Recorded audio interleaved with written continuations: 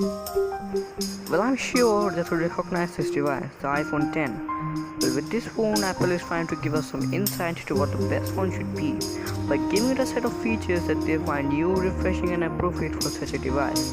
However, I know you know where I'm going with this because a lot of these phones' features are not necessarily new, and in fact, a lot of Android phones and even some non-Android phones have had them for many years.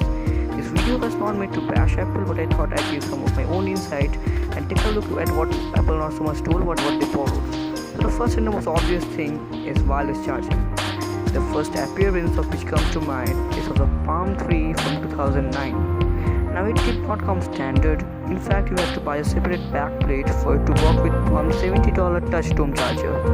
But it would later become standard in the next Palm devices. Now in iPhone X, they're using what we know as G wireless charging. G wireless charging appeared on iPhones from 2012 like Nokia Lumia 820, the 920, the Android DNA, and the Nexus 4. Well, as the years went by, more and more phones started to support G wireless charging. Phones like the Nexus 5, 2013, the Microsoft Lumia 950, 950 XL, even the BlackBerry Brief and the Galaxy line from 2015. Well, then Samsung won up to everyone with fast wireless charging for the S7, which obviously delivers a faster charge than the regular set of G wireless chargers out there. So it's about time the iPhone got wireless charging, right? Android speeds won't be as fast as Samsung's wireless charging, but it's a step in the right direction. Next up is the OLED display. OLED, of course, being a display tech that differs from something like LCD, which Apple has been using in its devices and are still using with the iPhone 8. But with OLED, every pixel has its own light, allowing for things like perfectly black blacks, since those pixels won't need to be lit. Now, I'm sure for most of you guys, the first thing to pop in your mind when you hear OLED or AMOLED, which is more advanced than OLED, is Samsung with smartphones that look like this. But in fact, nearly 10 years ago, Nokia released the first smartphone with an AMOLED display known as the Nokia N85. Yes, not only did this thing have a 2.6 inches AMOLED display, but this is what smartphones should look like. Well, around a year later, Samsung released the i70-110, which also had an AMOLED display. But since we are talking strictly about OLED, there are still plenty of them in the market. But if you want to get really specific, the first smartphone using an OLED display was Samsung's first Galaxy, the i7500 from 2009. Over the years, we have seen tons of phones take advantage of OLED and AMOLED displays. And really, Apple is not the only company playing catch up. Remember, LG is just now doing it with the V30. But it is nice to see Apple moving in this direction. Well, since we are in the topic of displays, let's go ahead and talk about the edge-to-edge screen designs.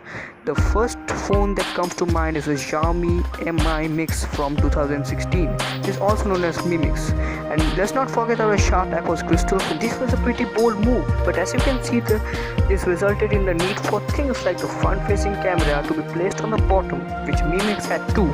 But it pioneered a movement that bigger companies like Xiaomi, LG, Samsung, and now Apple and Google are taking advantage of. Well, they are not placing the cameras in the bottom, but they still have the same goal of creating the smallest screen to body ratio as possible.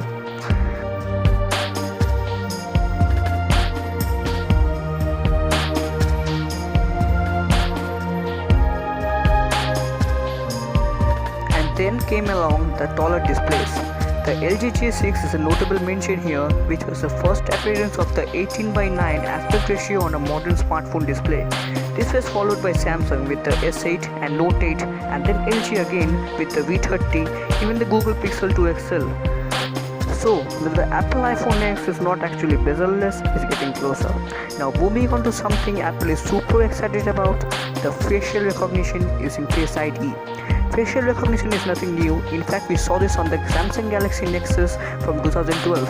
Well, it was one of the great big features of Android 4.0 OS, but it was not that great. In fact, it was pretty bad. Then, fast forwarding to 2016, we got the ability to unlock the Galaxy Note 7 to unlock with our faces and even our eyes. If Face Unlock works well in current devices like the S10, the Note 9 and even the LG phones, it will be awesome. For Apple, this was one of the biggest selling points of the iPhone X, even at the point where they got rid of the fingerprint reader. Well, we will just have to wait and see how good it really is. Well, there are a few honorable mentions when it comes to the iPhone X's big features never seen elsewhere before, things like AR, selfie portrait mode, optically stabilized set of dual cameras, even the support for HDR and a gesture-based UI with no home button. But again, the objective was not to bash Apple for allowing to some of these parties late, but you got to admit, it is kind of funny for a company such as Apple to boast about a bunch of features that we have seen on phones from years ago, some of which go as far as 9 years ago. Well, it's not about who does it first, but who does it better. But Apple got some incredible competition out there, so we will just have to wait and see. So while the iPhone X may not be loaded with features, let's leave it to Apple to try and do it better than everyone else. So this is the end of the video. Comment your thoughts down below, subscribe, and thanks for watching. Bye.